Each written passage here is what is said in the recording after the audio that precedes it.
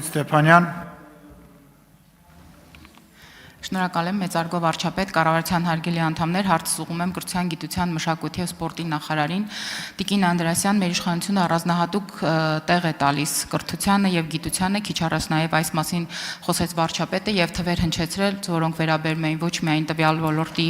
աշխատավարձերին, այլ նաև կրթական միջավայրին, այլ նաև շենք-շինություններին, այլ նաև համակարգի բովանդակությանը առհասարակ։ Սրա վառ ապացույցն է նաև, որ այստեղ այս դահլիճում վերջին 5 տարիների ընթացքում մենք ընդունել ենք ոլորտի հիմնարար օրենքները, հանրակրթության պետական չափորոշիչը, կրթության զարգացման ռազմավարությունը, բարձրագույն կրթության և գիտության մասին օրենքը և այլ հիմնարար անկյունաքարային փոփոխություններ, որոնք վերաբերում են ոչ միայն այս ոլորտին, այլև կրթական գործընթացի բոլոր մասնակիցներին և բոլոր դերակատարներին։ Ավելին, քաղաքացիական պայմանագիր կուսակցությունը իր քաղաքական ծրագրում կրթությունը հռչակել է ռազմավարությունների ռազմավարություն։ Հիմա հարցս։ Տիկին Անդրեասյան, հարևան Վրաստանը նա մի քանի ամիս առաջ կամ գուցե 1 տարի առաջ հայտարարեց, որ իր մոտ բարձրագույն կրթությունը անվճար է դառնում իր քաղաքացիների համար և սա ինչ-որ առումով ենթադրում եմ, կարծում եմ, որ մարտահրավեր է նաև մեզ։ Մենք կրթության անվճար լինելու մասին ամրագրել ենք մեր կրթության զարգացման ռազմավարությունում և նշել ենք հստակ ժամկետներ, բայց ինչ եք կարծում, հաշվի առնելով խաղաղության գործընթացը, հաշվի առնելով Հայաստանի Հանրապետության տնտեսության զարգացումը, մենք կկարողանանք արդյոք մեր խոստումը մի քիչ ավելի շուտ իրականացնել, այսինքն, երբ որ վարչապետը ասում է, որ ապագան նաև այսօր է, իսկ մենք խոսում ենք ապագայի մասին, ինչ եք կարծում, ժամկետների առումով ավելի շուտ կկարողանանք մենք էլ հայտարարել, որ Հայաստանի Հանրապետությունն էլ է իր քաղաքացիների համար բարձրագույն կրթությունը դարձնում անվճար։ Շնորհակալություն, հարցին կպատասխանի կրթության, գիտության, մշակույթի և սպորտի նախարար Ժաննա Անդրեասյանը, համեցեք հարգարժան տիկին նախարար։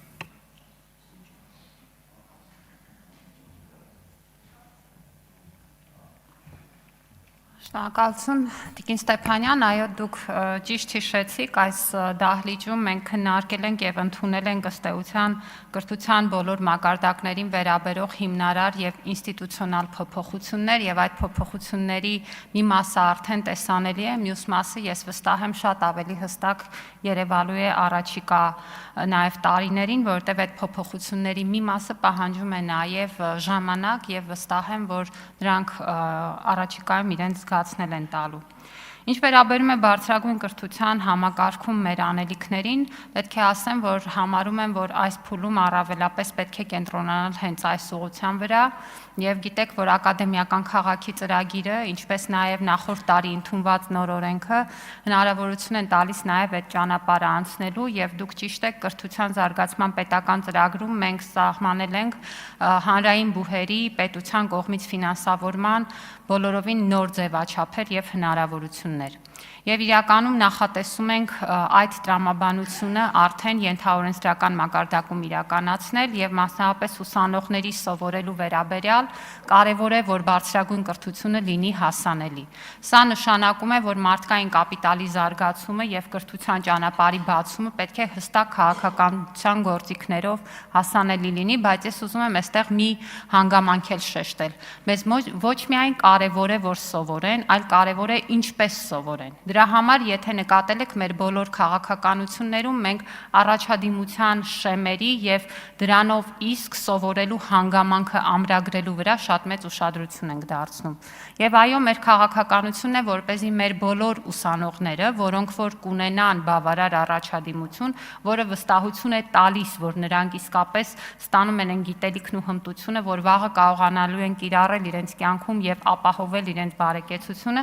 տեղի է ունենում։ Եվ այդ պայմաններում ուսման վարձի փոխհատուցման մեխանիզմները նախատեսում ենք, որ կգործեն։ Ինչպես դրանք արդեն նկարագրված են կրթաթոշակի կարգում, առաջիկայում այդ կարգի նախագիծը մենք կներկայացնենք հանրային քննարկման, մենք արդեն որոշակի սկզբունքներ մշակել ենք և ունենք մեր պատկերացումը, բայց քանի որ սա շատ մեծածավալ փոփոխություն է, դա պետք է լավ քննարկվի, այդ թվում նաև շահառուների խմբերի հետ, հենց բուհերի հետ, ուսանողների հետ և կարծում եմ, որ առաջիկայում այդ կարգի քննարկման համար կհստակեցնենք նաև ժամկետները։ Իհարկե, այստեղ ես կուզեմ, որ մենք բոլորս լինենք նաև ամուր կանգնած մեր որոշումների վրա այն տեսանկյունից, որ երբ որ ինչ-որ մի բան պլանավորում ենք, այդ պլանավորումը պետք է ունենա ֆինանսական պլանավորում։ Ու կարևոր եմ համարում, որ այս բոլոր որոշումները համընթաց գնան ֆինանսական պլանավորման մեր ձևաչափերին, այնպես որ մեր թիրախները չեն փոխվում, բարձրագույն կրթությունը պիտի լինի հասանելի եւ բոլոր սովորող ուսանողները պետք է ունենան կրթաթոշակի հնարավորություն, մնացածը կլինի կարգի մեջ։ Արձագանք։ Շնորհակալ եմ Տիկին Անդրեասյան, ինչու եմ հատկապես կարևորում այս հարցը, որովհետև ոչ միայն մեզ բազմաթիվ անգամ դիմում են եւ ծնողները եւ դիմորդները, որոնք ապագայում ուսանող են դառնալու, այլ նաեւ այս օրերին արդեն որոշակի քաղաքական համատեքստում մենք տարբեր կուսակցությունների, տարբեր քաղաքական միավորների կողմից լսում ենք ոչ միայն բարձրագույն կրթությունը անվճար դարձնելու, այսպես ասեմ, հեռանկար, պարտավորություն, այլ որոշները օրինակ ավելի հեռուն են գնացել ճակերտների մեջ եւ հայտարարում են, որ իրենք որ նաեւ հանրակրթական պետական դպրոցներն են դարձնելու անվճար, ինչ խոսք սրան նաև դուք էիք անդրադարձել, ինձ համար կարևոր էր ոչ միայն ձեր պատասխանը, այլ նաև այն, որ այո, իսկապես հսկայական ֆինանսական ռեսուրսներ են պետք կամ չէ պետք եւ այնպես չի, որ անմիջապես հնարավոր է անցնել անվճար համակարգին եւ այո, դրա համար հսկայական անելիքներ ունենք, ինչից մենք ենթադրում եմ չենք հրաժարվում եւ հնարավորության դեպքում անպայման ձեռնամուխ կլինենք նաև այս կարևոր փոփոխությանը։ Շնորհակալություն Տիկին Ստեփանյան, ես խոսույթի հետ կապված մի բան կուզեմ ընդգծել, իրականում անվճար չի։ Կրթությունը ունի գին, եւ այդ գինը փոքր չի, որտեղ որակյալ կրթությունը թանկ արժի։ Կարևոր է, որ այս պահին մեր քննարկած սխեմայում այդ գինը վճարում է պետությունը, ի վերջո վճարում է քաղաքացիների վճարած հարկերից։ Եվ կարևոր է, որ մենք այս շղթան ճիշտ պատկերացնենք, որտեղ եթե քաղաքացին ուզում է, որ իր երեխան բուհում ունենա կրթաթոշակ եւ ուսման վճար չվճարի, ինքը այսօր պիտի վճարի հարկերը, որպեսզի դրանք պետական բյուջեի այն մուտքերը ձևավորեն, որը մեզ թույլ է տալու այդ կրթաթոշակային ծրագիրը իրականացնել 100%-ով եւ մեր բոլոր ուսանողներին ընձեռել այդ հնարավորությունները։ Այդ փոփոխությունները մեր ձեռքում են, կամքը կա, հանձնառությունը կա, փաստաթղթերում ամրագրված է, իսկ մնացած մանրամասները աշխատանքային process է, որը կքննարկենք։ Շնորհակալություն։